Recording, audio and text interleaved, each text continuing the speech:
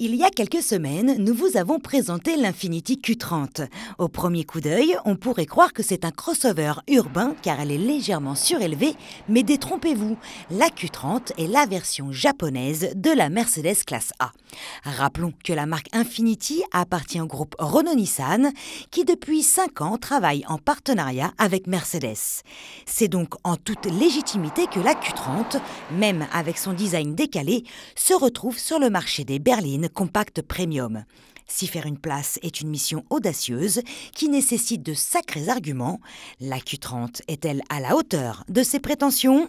Pour le savoir, nous l'avons confrontée à une des références en la matière, la BMW série 1.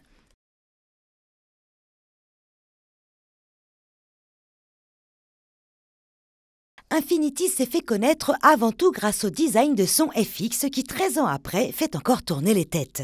La Q30 hérite de ses gènes esthétiques. Son regard est agressif, son capot long et son arrière très court. Et il faut l'avouer, c'est une réussite.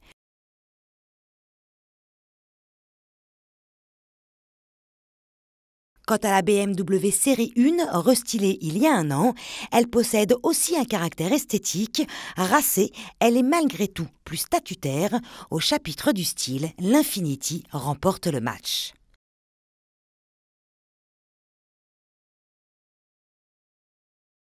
Pour son intérieur, la Q30 s'est inspirée de la Mercedes classe A et pas de Renault ou Nissan. Du coup, il est particulièrement soigné. Plus original que dans sa cousine allemande, la planche de bord est vraiment haut de gamme. L'assemblage du cuir, de l'aluminium et des plastiques laqués est réussi. La BMW série 1 est tout simplement une référence en termes de finition, d'ergonomie et de matériaux. La qualité perçue est le top du top de la catégorie. Elle met la barre si haut que la Q30 n'atteint pas son niveau. La série 1 reste en tête en la matière. Question habitabilité des places arrière, elles se valent, on est confortablement installé. La modularité de leur coffre est assez classique. Dans l'Infiniti, la banquette arrière se rabat 1/3, 2/3 et on a un plancher plat. Dans la BMW, on a également un plancher plat. Une fois qu'on a rabattu les dossiers indépendamment l'un de l'autre, ça, c'est une option. Mais au chapitre de la vie à bord, même si le coffre de l'Infiniti est un petit peu plus grand que celui de la BM gagne grâce à sa qualité de finition. Sur ce match, on a invité José, adepte de BMW depuis toujours, afin qu'il nous donne son avis sur cette nouvelle Q30. Saura-t-elle le séduire? Bonjour José. Bonjour Jessica. Donc vous roulez en BMW depuis 15 ans maintenant. C'est ça. Et aujourd'hui, je vous propose une autre vision du premium avec cette Infiniti. Premier coup d'œil, esthétiquement, est-ce qu'elle vous séduit? Oui, elle me séduit, oui. Original, agressif avec une calandre vraiment un regard félin comme on dit. Par contre, j'ai une réserve, c'est que ce genre de look un peu typé, avec le temps, bien souvent, ça se démode assez rapidement. Je vous invite à bord? Oui. Allez, merci. prenez le volant.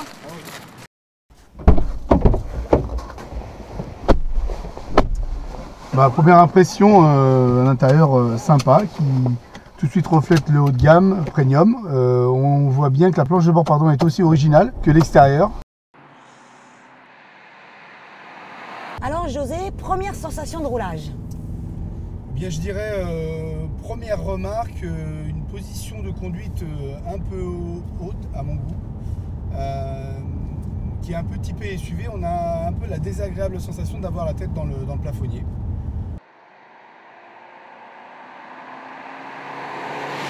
J'attendais un peu plus de reprise, un peu plus de mordant de la part d'un véhicule de cette puissance. À mon sens, la conduite est un peu trop pépère.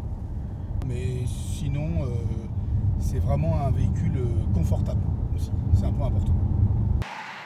Alors José, prêt à échanger votre BMW contre une Q30? Il faut reconnaître qu'on est bien, tout de suite on se sent à son aise.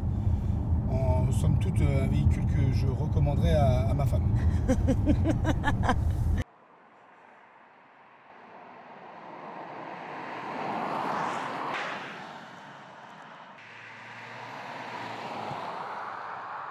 BMW est une référence en termes de comportement routier.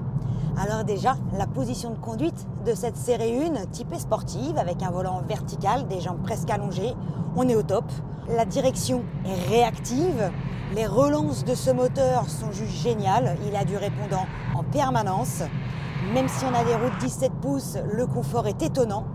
Et le plaisir de conduite est juste omniprésent.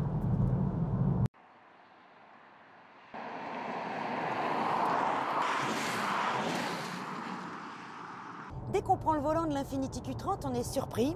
Alors surpris pourquoi? Parce qu'elle n'a pas le comportement qui va avec son look ravageur. On s'attend à quelque chose de beaucoup plus dynamique.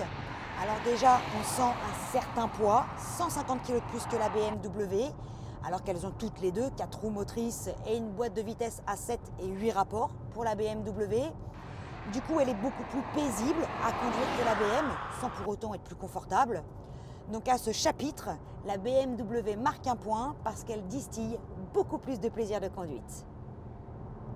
Question tarif, la nouvelle Q30 est plus chère que la BMW, mais cette différence de prix s'explique car la Q30 possède quelques équipements en plus. Des jambes de 18 pouces, un détecteur d'angle mort, le système audio Bose et l'aide au stationnement avec la vue panoramique à 360 degrés par exemple.